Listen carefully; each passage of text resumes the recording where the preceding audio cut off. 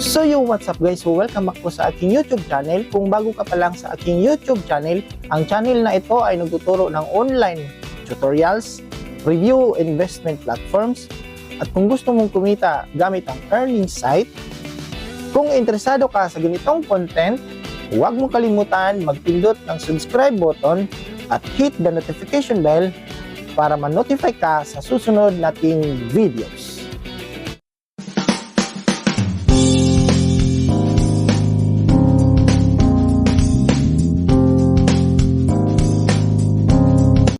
Disclaimer: this channel does not promote or encourage any illegal activities. All contents provided by this channel is meant for educational purposes. So what's up guys? So welcome back po sa panibago nating videos. And for today's video guys, magsiset up tayo ng ating content monetization. So bagong update po ni Meta guys, ay mawawala na po yung kitaan sa in-stream ads, performance bonuses, ads on Reels. So sa bagong update ni Meta, kailangan before August 31, nakapag-set up natin ng content monetization. So nakuha natin yung content monetization in the last 28 days, meron tayong 1.6 million views. Saka pa lumabas yung content monetization natin.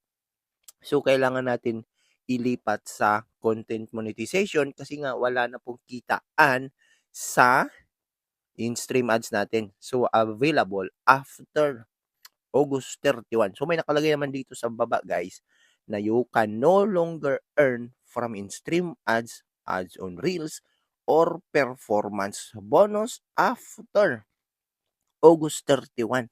So yan nga po ang bagong update ni Meta guys ngayong 2025, effective po yan guys. So wag nyo pong i-ano yan guys, kailangan talaga nating sign up yan. So wag nyo ibahala yan. Huwag niyong i-ignore yan kasi hindi nagbibiro si Meta guys. Kailangan natin i-sign up, ilipat natin yung earnings natin sa new content monetization. So dito is meron na tayong business info. So pwede din po kayong mag-add ng new business info. So kung meron na kayong nakalagay na business info, so select lang po natin yan. Then click natin yung next. And bagong update nila guys, kailangan na natin mag-verify ng identity natin. So, take a selfie, upload your ID, at saka upload your bank statement. So, kung ano yung bank statement na nilagay nyo dito, yung in-upload nyo na bangko o nilagay, yun din po yung bank statement natin na ilalagay. So, take tayo ng selfie. So, bawal dito guys, dummy account. So, kailangan legit digital content creator tayo dito. So, click natin yung finish. And then, pag na-check na yan, upload your ID. So, marami pong pagpipilian na primary ID natin dito. So, select natin yung upload your ID para makapag-upload na tayo. So, maraming option. Driver's license, passport. Ayan. So, TIN, national ID card, green card. Ayan. So, national ID piliin natin guys. Then, after po ma-check natin, upload your bank statement. So, dito naman guys, sa bank statement natin. So, kung ano yung nilagay nyo na bangko, yun din po yung i-upload natin na bank statement para wala pong problema. So, sa akin is Union Bank. So, yung statement ko is Union Bank din. So, click natin yung done.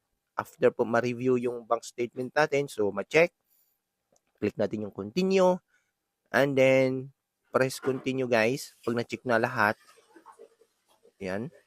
So, pasensya na sa boses ko guys kasi medyo may ubo tayo. Ayan, so click natin yung done. And then, yun. Ganun lang kadali kung paano natin i-set up yung content monetization. So, sa mga hindi pa nakapaglipat ng content monetization, hindi nagbibiro si Meta guys. Talagang wala na pong kita sa mga dating monetization tools ni Meta. Kasi nga, ito na po yung bago, yung content monetization. So, mabilis kong nakuha yung content monetization sa pamamagitan ng 1 plus million views in the last 28 days. So, mabilis lang po siyang lumabas pag may trending ka na video. So, yun. After po natin mag-set up, so lipat tayo sa page natin. Ayan, so you're invited. Switch to, so dito naman guys sa page natin is meron din tayong na trending na video at reels. So kaya nga na ano tayo, na-invite naman tayo sa content monetization. Ayan, so click natin yung setup. So after nyan, click sign up. So pag meron na kayong account sa profile, madali natin piliin yung profile business info natin dito. Click lang po yung next. Pwede din mag-add ng add new business info. And boom, ayun. So, tapos na pong mag-set up ng content monetization. So, kailangan natin maglipat guys kasi talagang seryoso si Meta guys. Kasi pag hindi natin ilipat sa content monetization, yung monetization natin, talagang wala na po tayong kita. Kasi nga, no earnings, no longer earnings na po ang ads on Reels, stream ads, at performance bonus. So, bagong update ngayong 2025. So, yan lang po guys. So, kung may katanungan kayo sa ating video, pwede kayong mag-comment and PM lang po. So, follow for more tips.